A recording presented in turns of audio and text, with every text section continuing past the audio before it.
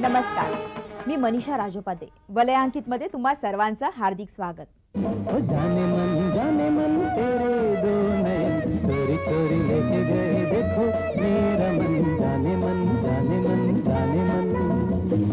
रसिक हो, केवळ मराठीतच नव्हे तर हिंदी चित्रपट सृष्टीतही स्वतःचं असं वेगळं स्थान घडवणारे काही मोजकेच मराठी कलाकार आहे आणि त्यातलं एक अग्रगण्य व्यक्तिमत्व आहे अमोल पालेकर.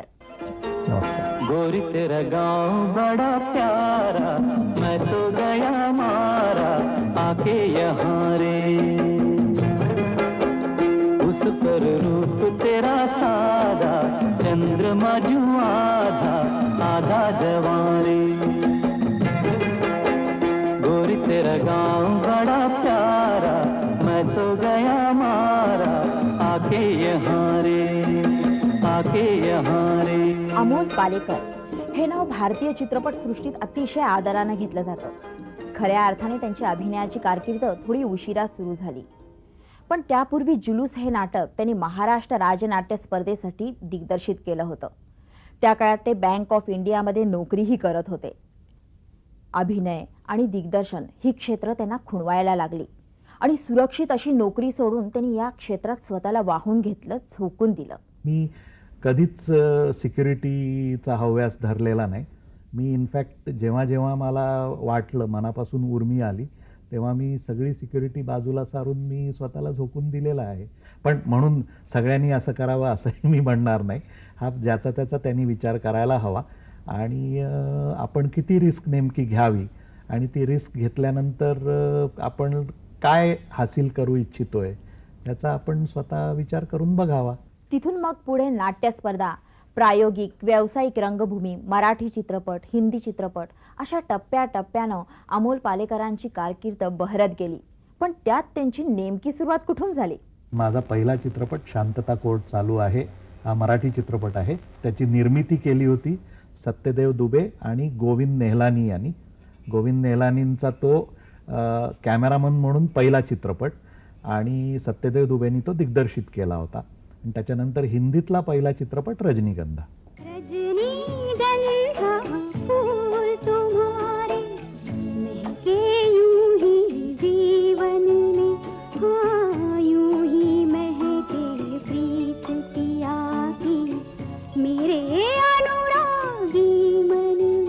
अमोल पालेकर म्हटलं की आठवत होतं त्यांचा गोलमाल हा चित्रपट. आपला मूड जर उदास असेल तर हा चित्रपट बघायला बसावं. आपली उदासी कुठच्या कुठे पळून जाते हे कळत सुद्धा नाही. तर हा सदाबहार चित्रपट त्यांना कसा मिळाला असेल बरं? रशिदांचा फोन आला, मला भेटायला येशील का म्हणून, एका चित्रपटाबद्दल बोलायचंय. तर मी म्हटलं हो मी येतो भेटायला. त्यांना त्यांच्या घरी भेटायला गेलो. पण भेटायला जात असताना मी माझ्या मनाची एक मनातल्या मनात रंगीत तालीम करत गेलो होतो. कारण रशिदांच्याबद्दल जे अनेक काही ऐकलं होतं ते तसं भीतीदायकच होतं. म्हणजे असं की ते अजिबात गोष्टसुद्धा ऐकवत नाहीत, स्क्रिप्ट वगैरे तर फारच लांबची गोष्ट राहिली. पासून ते समोर आर्टिस्टला जरासुद्धा हू का चू करायला देत नाहीत, ते म्हणतील तसंच करायचं, अशा पद्धतीचे अनेक प्रवाद मी ऐकले होते आणि मोठमोठ्या कलाकारांच्याकडून ऐकले होते. त्यामुळे मी जाताना अशी त्यांना फारसं न दुखवता त्यांच्या वयाचा मान ठेवून त्यांना नाही आपण कसं म्हणायचं याची एक मनातल्या मनात जुळवाजुळव करत असा मी त्यांच्या घरी पोचलो. आणि घरी पोचल्यानंतर त्यांनी गप्पा मारायला सुरुवात केली. माझं बहुतेक सगळं थिएटर त्यांनी बघितलं होतं, त्यामुळे थिएटरबद्दल आधी खूप गप्पा झाल्या. आणि मग गप्पांच्या नादात त्यांनी मला 5 गोष्टी ऐकवल्या आणि म्हणाले हे सगळे 5ही सिनेमा तुझ्याबरोबर करायचे. त्यांना नकार देण्याच्या तयारीने गेलेले अमोल पालेकर चक्क त्यांच्या 5 कथा ऐकून आले. त्यांना गोलमाल ह्या चित्रपटातील भूमिकेसाठी फिल्मफेअर अवॉर्डही मिळालं होतं. त्यानंतर बातो बातो में, छोटी सी बात, चिच्चोर असे हलके फुलके चित्रपट त्यांनी केले. यातून नोकरी करणारा, अगदी बसच्या रांगेत उभा राहणारा, तुमच्या आमच्या घरातला वाटणारा असा नायक त्यांनी रंगवला. ते स्वतःला अपघाताने घडलेला अभिनेता मानतात.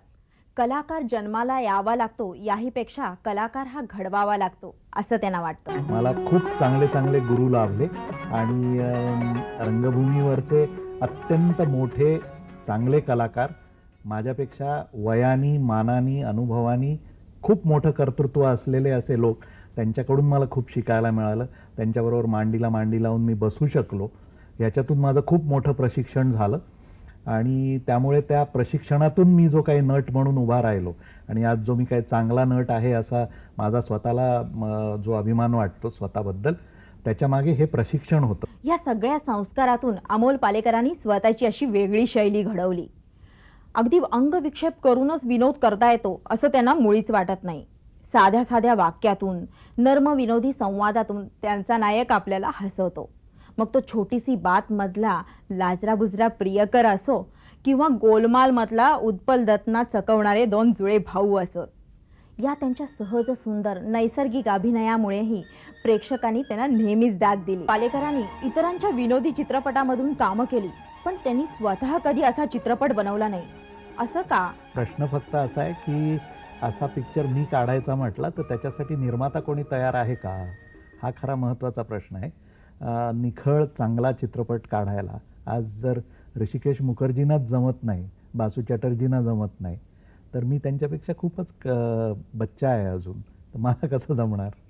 अर्थात ही तर त्यांच्या कारकिर्दीची केवळ एक छटा होती. गार्बो हे नाटक, आक्रीत, बाजीरावचा बेटा, विधू विनोद चोपडा यांचा खामोश हे चित्रपट त्यांच्या वेगळ्या वाटेवरचे प्रयोग होते.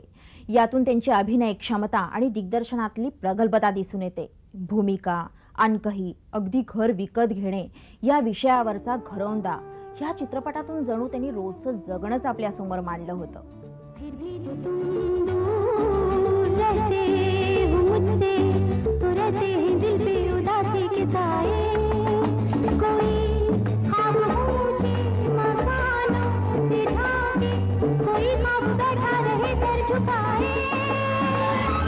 अमोल पालेकरांच्या कारकिर्दीचं एक वैशिष्ट्य आहे बरं का.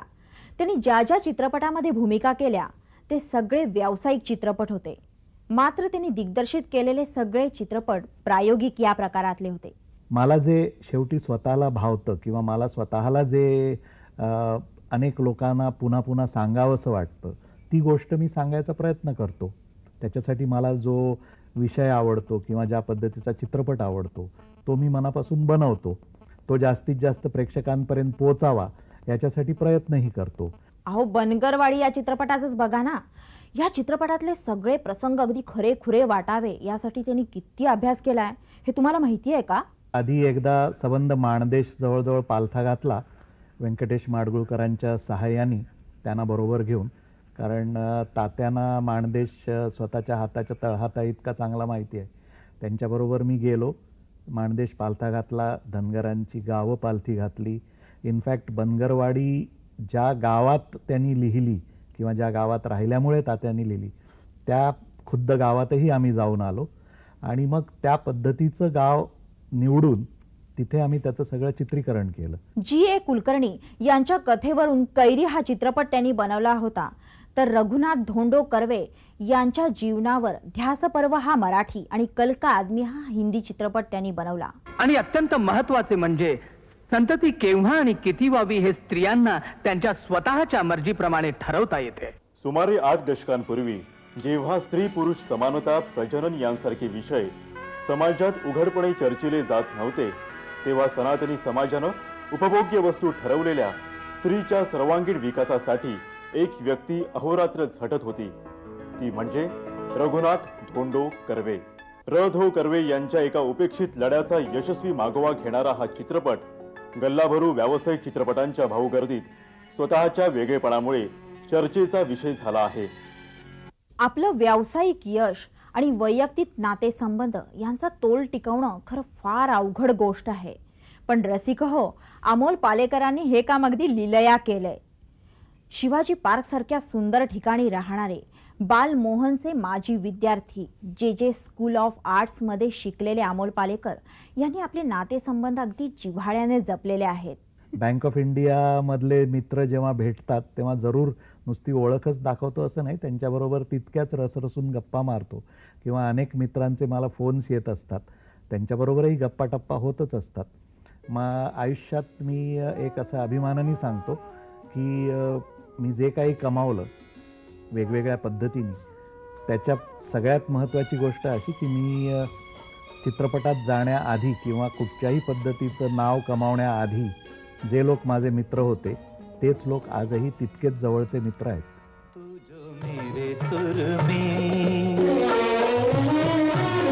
जो मेरे सुर में सुर मिला ले, संग गाले तो जिंदगी हो रसिक हो, जाए. अमोल पालेकर या दिग्गज कलावंताची सिने आणि नाट्यसृष्टीतील वाटचाल अशीच बहरत राहावी हीच आमची शुभेच्छा. तेव्हा भेटूया पुढच्या आठवड्यात याच दिवशी याच वेळी. तोपर्यंत नमस्कार. जब